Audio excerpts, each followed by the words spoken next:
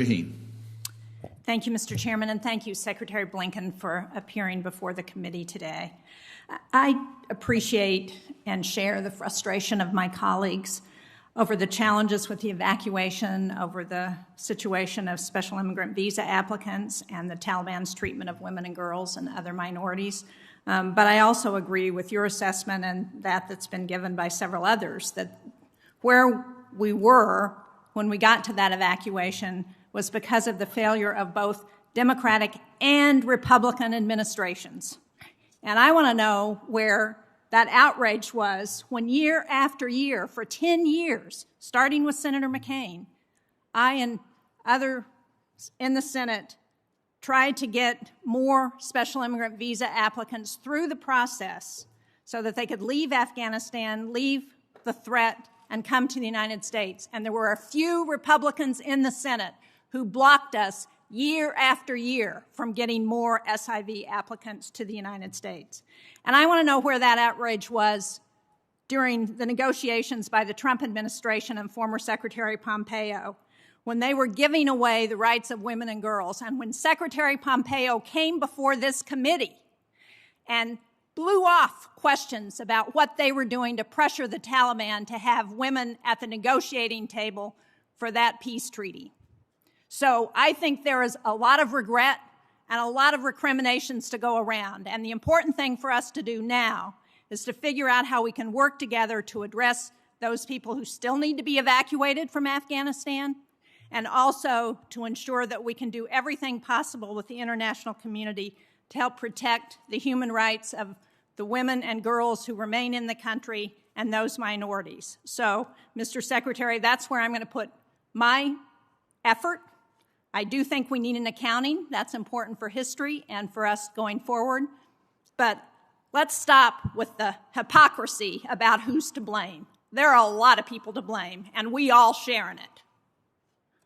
Now, Mr. Secretary, as you know, I was one of those who was opposed to our withdrawing from Afghanistan. I'm not going to revisit that, but a lot of my concerns were around the rights of women and girls if Afghanistan fell into the hands of the Taliban. So I want to ask you now, and you've been very specific on briefing calls, that you share the concern, and I recognize that you believe it's a priority for this administration to do what you can to protect the rights of women and girls. So can you talk specifically about what steps the department is taking to provide for the safety of women and girls, and how we're trying to rally the international community behind that effort? Yes, thank you, Senator. And let me just start by thanking you personally for your leadership for a long time now on these issues, both on the SIVs, to try to improve the program, but more work needs to be done, as well, of course, as on women and girls. From advancing women, peace, and security and that agenda to ensuring that there's an equal playing field for women and girls, you've made a huge difference. And I have to say, over the last 20 years, we have made a difference collectively in Afghanistan. And possibly the biggest difference we made was for women and girls. Access to education, access to health care, access to work, and opportunity. All of that was as a result of many of the efforts that we made and that this Congress made and supported, including with very, very significant assistance. This is hard.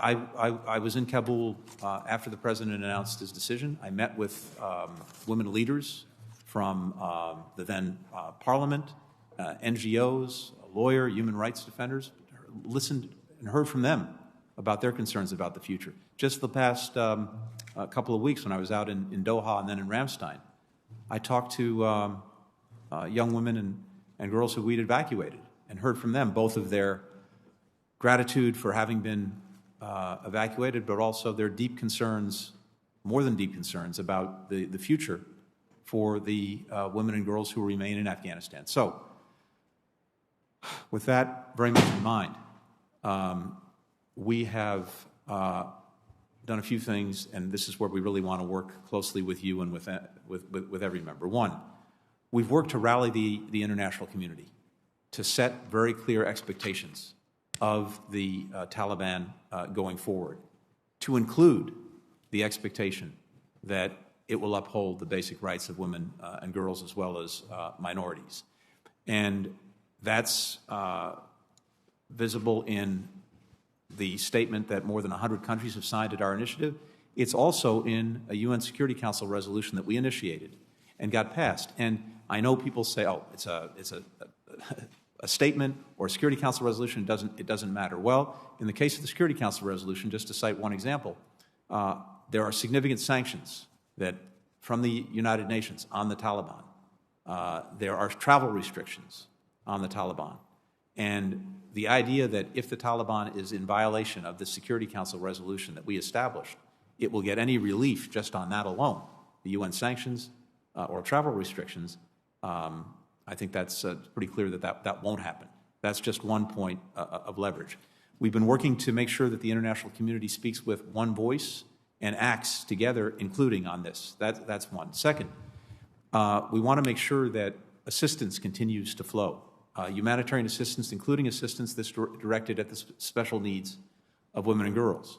We're doing that consistent with our sanctions, and we're able to do that by working through NGOs and the UN agencies. Now, I don't want to sugarcoat this because we know that while the Taliban seeks and will probably support and protect basic humanitarian assistance through these agencies, like for food and medicine, it may be a different story when it comes to things that are directed specifically at women and girls. So we're going to be very focused on that and trying to make sure that that assistance can go through, that it's monitored effectively, including by the agencies doing it. And I spent some time talking with the head of the United Nations effort on this in terms of having a clear monitoring mechanism for this and to carry that forward. Next, we will soon appoint, at my direction, a senior official responsible for focusing and marshaling all of our efforts on support for women, girls, and minorities in Afghanistan. I think it's very important that we have a focal point in the U.S. government, at the State Department, whose responsibility is to carry forward this agenda, working closely with you in the weeks and months ahead. Well, thank you very much. I'm out of time, but can you share with us who that official is as soon as they're appointed? Yes, of course. Thank you. Thank you, Senator. Senator Johnson. Thank you, Mr. Chairman.